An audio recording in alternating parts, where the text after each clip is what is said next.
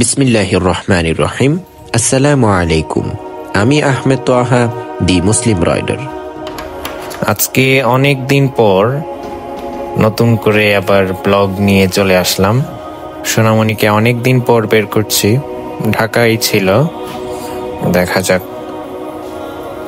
আজকে একটু বের হব, সাথে ভাইয়াও যাচ্ছে। স্টার্ট দিয়ে দেখি। বিসমিল্লাহ।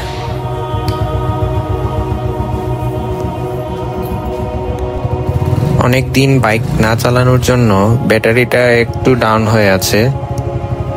আই হোপ চালানোর পর অটোমেটিক রিচার্জ হয়ে যাবে। বিসমিল্লাহি তাওয়াক্কালতু আলাল্লাহ, লা হাওলা ওয়ালা কুওয়াতা ইল্লা বিল্লাহ। চলুন যাওয়া যাক। প্রথমে একটু দোকানে যাব, তারপর আজকে চলে যাচ্ছি সোজা মদনীবাগ। তবে এখন বর্তমানে আমি যে রাস্তার মধ্যে আছি সেটি হচ্ছে উপশহর মেইন রোড।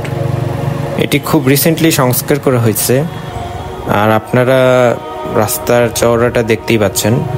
গাড়ি ঘোড়া এখানে যদি না থাকতো, এটা পুরো একটা রানওয়ে, একটা খুব বড়সড় একটা ব্যাপার স্যাপার আছে এখানে।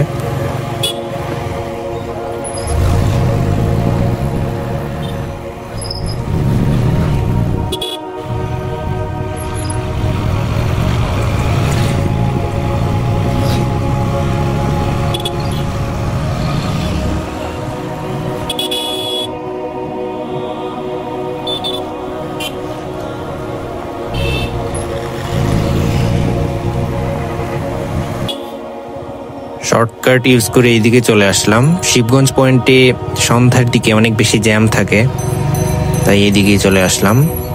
চিপা চাপা গলি হয়। এখন চলে যাব সোজাসুজি টিলাগড় পয়েন্টের দিকে। চলুন যাওয়া যাক। সুপ্রিয় দর্শক, আপনাদেরকে অত্যন্ত আনন্দের সাথে জানাচ্ছি যে ওয়েদারটা কিন্তু অল্প অল্প করে ঠান্ডার দিকে চলে যাচ্ছে। মনে হচ্ছে গরম এবার আমাদের থেকে বিদায় নিতে পারে। তবে এই দিকের পরিবেশটা অনেকটাই ঠান্ডা, মানুষজন কম। আসলে এটা ফ্যাক্ট না, ফ্যাক্ট হচ্ছে এদিকে গাছপালা আছে, আর টিলাগড়ের পাশেই রয়েছে ইকো পার্ক। তাই এদিকে আসলে অটোমেটিক একটা গা ঝিমঝিম করে। ঠান্ডার সময় তো অনেক বেশি ঠান্ডা পড়ে এইদিকে, তাই এদিকেই অনেক সময় আইসা বসা হয়।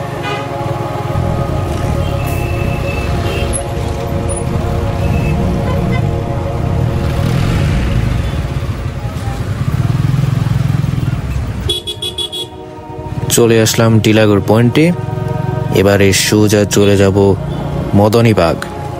না, ওইটার বলবো না, যাই হোক। আসলে নানা কারণে, ব্যস্ততায়, অনেক ঝামেলার কারণে অনেক দিন পর ব্লগ করা হচ্ছে। মাঝখানে অনেক একটা লম্বা বিরতি নেওয়া হয়েছে। যাই হোক, আলহামদুলিল্লাহ, আল্লাহ সুস্থ সবল রেখে আমাকে আবার ফিরিয়ে দিয়েছেন। আল্লাহর দরবারে শুকরিয়া আদায় করছি, আলহামদুলিল্লাহ। এই যে এইদিকের পরিবেশটা অত্যন্ত ঠান্ডা। আমরা ইকো পার্কের অনেকটাই কাছাকাছি আছি।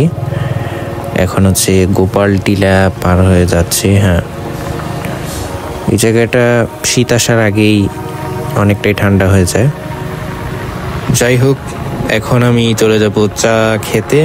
আপনাদের সাথে অন্য কোথাও দেখা হবে ইনশাআল্লাহ। আল্লাহ তাআলা আপনাকে আমাকে সবাইকে ভালো রাখুন। আসসালামু আলাইকুম ওয়া রাহমাতুল্লাহি ওয়া বারাকাতুহু।